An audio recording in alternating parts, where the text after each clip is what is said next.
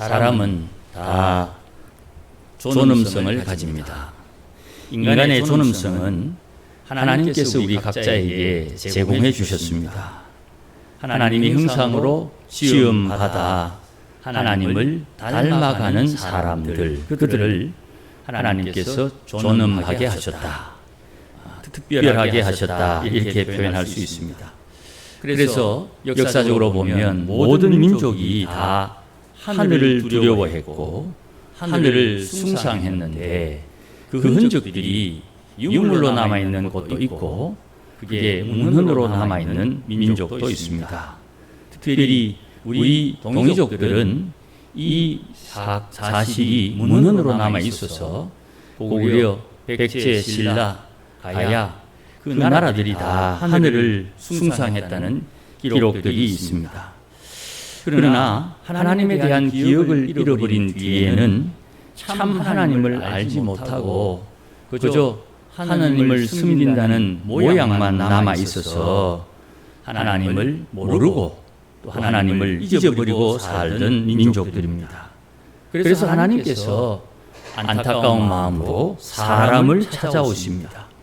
성경에도 보면 신앙하는 이스라엘 백성들을 찾아오신 하나님께서 이스라엘 백성들을 구원하기 위해 모세를 보내주시지요. 자신을 스스로 존엄하다고 여길 수 있어야 됩니다. 이를 위해서 심리학에서는 두 가지의 단어를 사용합니다. 우리가 잘 알고 있는 말입니다. 자존감과 자존심이라는 말입니다. 이게 들으면 이 말이나 저 말이나 거의 다른 말이 아닌데 좀 학문적인 용어로는 자존감이라는 말을 씁니다. 이 자존이라는 말을 이해하면 좋겠는데 자존이라는 말은 자기를 스스로 존경한다 하는 뜻입니다. 그리고 남에게 굽히지 않고 자기를 지키는 마음, 자기를 굽히지 않는 자기를 지키는 마음을 사전에서는 자존심이다 그렇게 표현하고요. 자기의 품위를 지키고 존경하는 마음, 이것을 자존감이라 이렇게 표현을 합니다. 비슷한 말입니다만은 우리가 통상적으로 사용할 때에는 자존심은 세다, 약하다 이렇게 표현하고 자존감은 높다, 낮다로 표현합니다.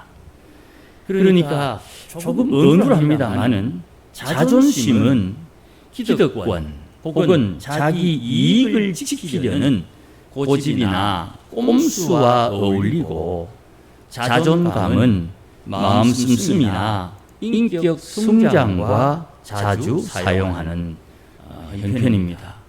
그래서 아마 자존감이라는 말이 조금 더 순화되어서 학문에 사용하는 것 같습니다. 어쨌든 자기가 하나님의 형상으로 지음받아 인간의 존엄성에 대해서 말할 때에 내가 나를 어떻게 생각하느냐, 자존감, 자존심을 통해서 자기 자신을 높은 사람으로 만드는 것입니다. 내가 세 보인다, 이것보다 내가 높은 곳에 거하고 머물 수 있는 사람이 되기를 힘쓴다는 것이에요. 그래서 인간의 존엄성을 포기하면 무신론자가 되고 공산주의자가 됩니다. 자존감을 포기하면 열등감에 사로잡혀서 싸움닭이 됩니다. 스스로 품위를 지키고 자기를 존경하는 마음, 이 자존감을 통해서 다양한 사람들과 어울리고 인정받기 위해서는 다양한 경험을 바탕으로 한 안목이 넓어져야 됩니다. 제게 소실적에 큰 영향을 주신 장로님 한 분이 계십니다. 제 모교회의 위 장로님이라는 분인데 이분이 현재 청년 때이십니다. 옛날 자기가 겪었던 이야기를 한번 해주세요. 자주 말씀을 하지 않는 분이라 아주 유심 있게 들었습니다. 옛날에 미도파 백화점이라고 있었습니다. 자기가 사업을 하는데 자기 사업하다가 돈을 떼먹은 사람을 그 미도파 백화점 화장실에서 만났다는 거예요. 장로님은 들어가고 그분은 볼일 보고 나오다가 딱 마주쳤다는 겁니다. 그때 장로님이 어떻게 처신했느냐, 이걸 이제 우리 청년들에게 이야기해 주는 겁니다. 억하신 적이 많고 억울한 마음도 많고 만나면 내가 저 사람을 어떻게 대할까, 이런 생각을 하면서 지내다가 화장실에서 딱 만나니까 자기가 부끄럽지만 그 사람에게 악수를 청하더라는 겁니다. 이유가 무엇인지 나중에 곰곰이 생각해 보니까 마음은 그랬는데 결정적인 순간에 그 사람을 용서하고 그 사람을 이해하고 있는 자신을 발견했다고 교훈해 주는 것을 들었습니다. 그러니 이 장로님은 화장실 앞에서 만나서 너 내 돈 떼먹었다 갚아라 그런 말을 할 것이냐, 그 순간의 찰나에 자기 마음에 신앙을 가지고 있으면서 그에게 마음은 그렇지 못할지 모르지만 그를 용서하고 그를 반갑게 맞이하는 악수를 청함으로, 야, 그때 참 장로로서 우수할 뻔했다. 참 내가 그때 희지를 참 잘 발휘했다. 그리고는 이게 다 하나님의 은혜다 하는 말씀을 들은 적이 있습니다. 다윗이 하나님 앞에 은혜를 받은 사람이라고 우리가 알고 있지만 다윗의 삶을 가만히 살피면 참 못된 사람이에요. 이걸 우리가 인정하고 다윗을 만나야 됩니다. 그 못된 사람이 왜 많은 사람들에게 칭송을 받느냐 하는 그 이유를 우리가 분명히 알아야 돼요. 다윗은 하나님의 선지자 사무엘을 통해서 기름 부음을 받고 난 뒤에 그는 하나님의 영에 감동을 입어 하나님의 일을 할 준비를 하게 돼요. 특별히 그는 찬양의 은사가 있어서 사울에게 임한 악령을 제재하는 능력이 있었어요. 그래서 사울은 다윗을 자기 곁에 머물 수 있도록 배려를 해주지요. 그런데 골리앗 사건으로 다윗은 사울에게 질투를 받습니다. 질투를 받음에도 불구하고 다윗은 사울의 신하로 충성을 하게 되지요. 여기서 다윗은 사울에게 충성을 하는데 사울은 다윗을 질투한다. 이게 참 억울하지요. 그리고 하나님께서 사무엘에게 예언하신 말씀, 너의 나라를 가까운 사람에게 줄 것이다. 그러니 다윗의 충성이 사울에게는 썩 좋지만은 못한 거예요.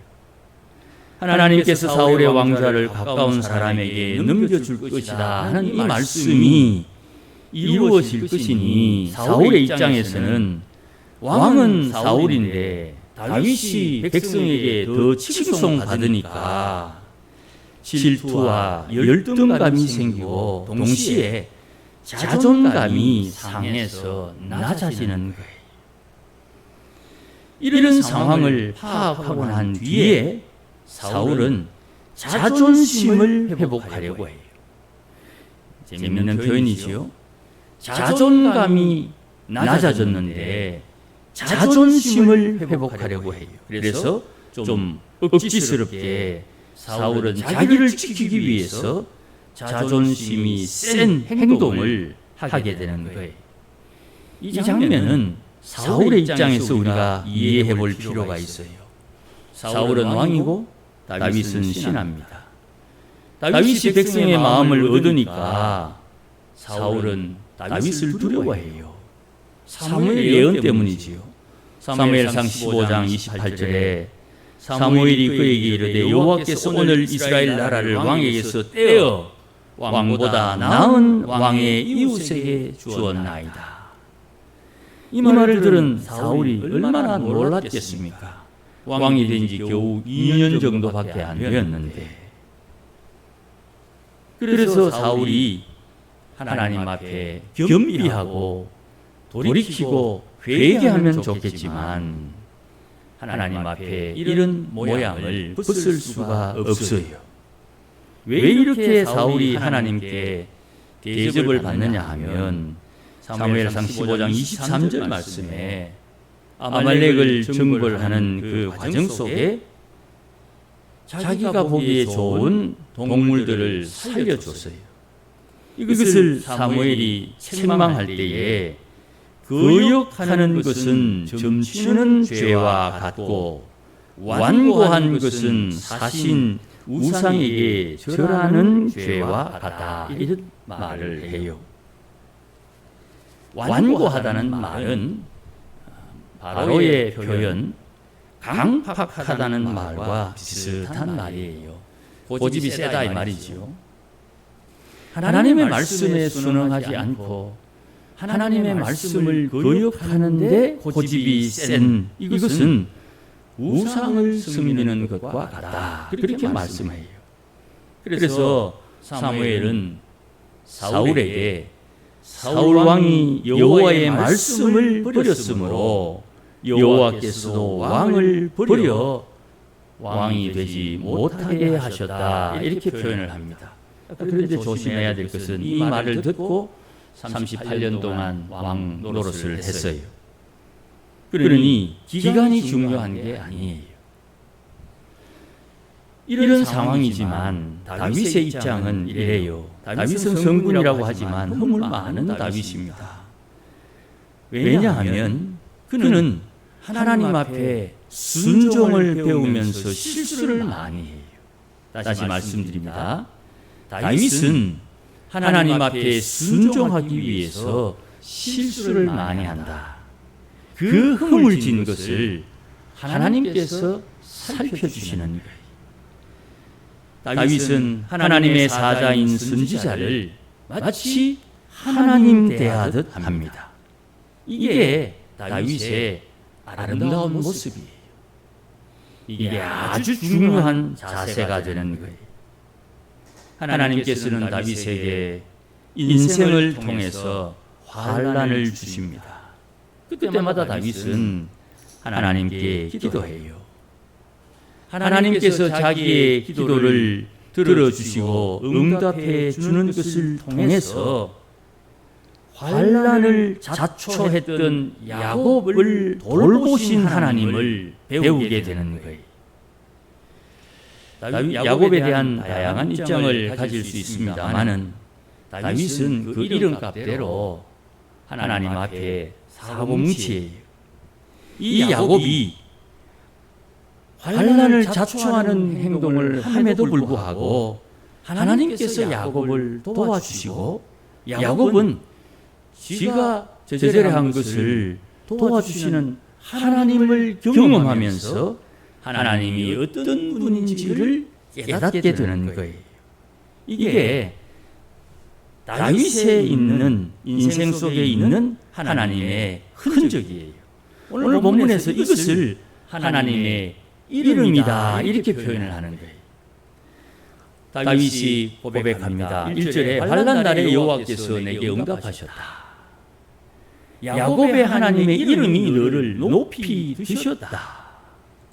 성소에서 너를 도와주시고 시온에서 너를 붙드시며 너의 모든 소재를 기억하고 내 번제를 받아주셨다. 이렇게 찬송을 해요. 다윗은 성소의 소중함과 그 능력을 알아요. 다윗은 한 10여 년 정도 사울에게 쫓기는 도망자의 삶을 살았거든요. 그러니 적어도 10년 동안 성소에 가지를 못한 거예요. 그러니 하나님의 사자인 선지자 그가 다윗을 늘 따라다니고 하나님께서 붙여주셨고 그 성소에서 제사장이 하는 그 제사를 통해서 첫째 용서, 둘째 은혜, 셋째, 우리 시대의 말입니다. 하나님의 뜻을 깨닫는 비전. 이 세 개가 성서를 통해서 다윗에게 주어지게 되는 것을 그는 확실하게 깨달아요. 그래서 그의 인생의 최대 역작은 성전을 짓는 거예요. 며칠 전에도 말씀을 드렸습니다마는 다윗은 영감의 사람이라 하나님께서 영감 중에 성전 설계도를 받게 되지요. 그 설계도를 받았으니 그 성전을 짓기 위해서 필요한 자재가 얼마나 필요한지 다윗은 알고 있는 거예요. 그래서 그 자재의 대부분을 자기가 스스로 충당하기 위해서 애를 씁니다. 심지어 외교를 할 때에도 외교 관계, 사신들과의 관계 속에도 성전에 도움되는 것을 염두에 두고 외교를 하게 돼요. 그러니 다윗이 왕노릇하는 근본적인 이유가 시온, 하나님의 거하시는 도성, 성전이 자리 잡게 되는 그곳에 자기가 왕이 되어야 할 이유가 있다는 것을 그는 깨닫게 되고, 거기에서 자기가 해야 할 일은 하나님 앞에 예배와 제사를 드리는 것을 깨닫게 돼요. 이것이 다윗의 시의 앞부분, 자기 인생을 정리하는 자리에 이게 탁 제공이 되고 난 뒤에 4절에 다윗이 고백합니다. 하나님, 내 마음의 소원을 주셨으니 내 마음의 계획을 이루어 주옵소서. 여기에 내 마음의 소원은 내가 하고 싶은 것이 아니에요. 내 육체와 내 욕망과 내 욕심과 내 뜻을 이루고자 하는 것이 아니에요. 하나님께서 나를 통해서 이루고자 하는 하나님의 소원, 이것이 다른 사람에게 비칠 때는 그 사람의 소원이 되는 것이지요. 그러나 다윗은 자기 속에 자기의 소원의 출처가 어딘지를 분명히 알지요. 자기가 실수해도 야곱의 하나님께서 야곱을 도와주셨듯이 자기를 도와주신다는 것을 분명히 아는 거예요. 그러니 5절 말씀에 다윗이 싸워 승리하는 것을 통해서 개가 개선장군의 노래를 부르는 것처럼 하나님의 이름을 깃발로 삼고 하나님께서 응답하심으로 하나님의 이름을 더 높이고자 한다 하는 소박하고 소중한 고백이 나오는 거예요. 이런 하나님의 은혜는 6절 말씀에 자기에게 기름 부으신 하나님, 자기를 기름 부어 왕으로 세우신 하나님의 도우심, 이것을 본문에서는 구원이라고 이야기를 합니다. 하나님의 구원을 통해서 경험하게 되는 것이. 사랑하는 여러분, 다윗은 10여 년 동안 사울에게 쫓기는 도망자의 삶을 살면서도 하나님 앞에 자존감을 버리지 않습니다. 어쩌면 더 자존감이 높아졌습니다. 왜냐하면 기도의 능력과 기도의 힘을 신이 경험하면서 하나님 앞에 찬송하는 그의 행실 때문이에요. 그러니 적어도 다윗은 자기 앞에 왕이었던 사울 왕과는 다른 행적을 가지게 됩니다. 같이 기름 부음을 받았으나 사울과 다윗은 다르다 이 말이에요. 어쩌면 사울이 먼저 왕이 되었으니까 그에게는 기득권이 있고 그에게는 앞선 능력이 있고 권세가 있음에도 불구하고 하나님께서 사울을 버리시고 다윗을 세우시는 이유는 사울과 다윗이 확실하게 차이 나기 때문이에요. 같이 기름 부음 받은 왕임에도 불구하고 이런 차이의 원인이 어디에 있느냐? 사울은 찬송을 못하고 다윗은 찬송을 했기 때문이라고 생각하지 않습니다. 다윗은 기도를 많이 했지만 사울은 기도하지 않았다고 생각하지 않습니다. 다윗은 용맹했는데 사울은 숨어 좀 자기 스스로를 내어놓지 못하는 자신감이 없기 때문이라고도 생각하지 않습니다. 사울은 하나님을 배우고 하나님을 경험하는 기간이 다윗과 비교할 때 확연히 차이가 납니다. 다윗은 양을 지키면서 다른 맹수들과 싸우는 이 사건들을 통해서 하나님께서 나를 통해서 양들을 구원해냈다고 이야기하지만 사울은 그런 고백이 없어요. 사울의 인생 속에 역사하셨던 하나님의 흔적이 성경을 통해서 우리에게 제공되는 것이 없어요. 그는 말이 좀 빨라서 하나님 앞에 어긋난 서원을 해서 자기 아들을 죽이는 그런 위험에 처하기도 해요. 꿀을 먹는 것을 통해 전쟁에 승리할 수 있는 힘을 얻는 요나단과 그 꿀을 먹었다는 이유만으로 자기의 서원을 어긴 것에 대해서 자기 아들이라도 죽여야 된다는 그릇된 신앙을 그는 눈치채지 못하고 있는 거예요. 그러니 하나님께서 하나님 앞에 기도하는 이의 기도에 응답하시는 것을 다윗은 이렇게 고백을 하는 거예요. 7절 말씀에 어떤 사람은 병거를 의지하고 어떤 사람은 말을 의지하고 우리 시대의 말로 표현하면 무력과 또 여론과 또 정치적인 어떤 권세를 의지하는 것으로 표현할 수 있겠지요.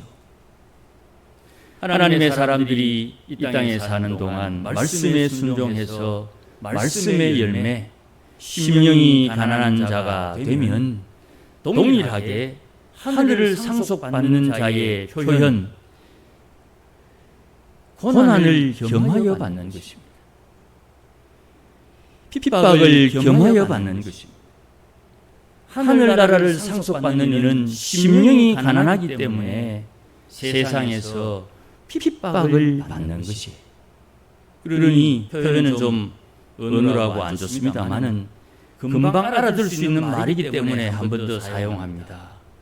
예수 믿는 사람의 팔자가 하나님이 주시는 하늘의 상급을 받기 때문에 심령이 가난해지는 은혜와 함께 핍박받는 것이 예수 믿는 사람의 팔자다 이 말입니다.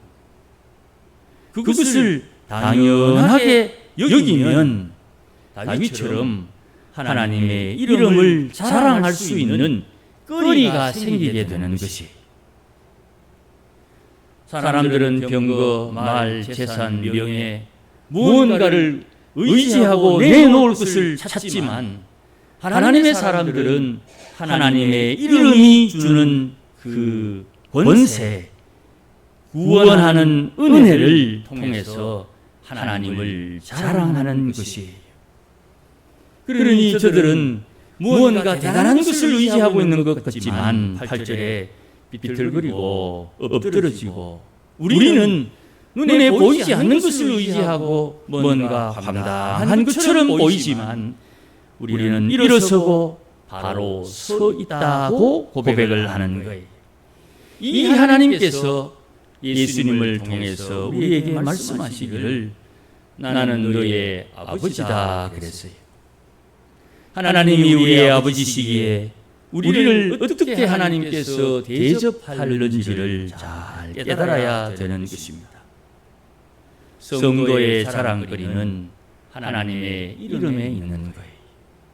내가 주의 이름을 불러 구원함을 얻고 주의 이름을 의지해서 하나님의 생명을 덧입고 하나님께서 오늘도 살려주시는 그 크고 놀라운 능력을 경험함으로 우리의 삶이 조금 어긋나 야곱과 같을지라도 야곱을 도우셨던 그 하나님의 복을 누리게 되고 경험하게 되는 것이에요.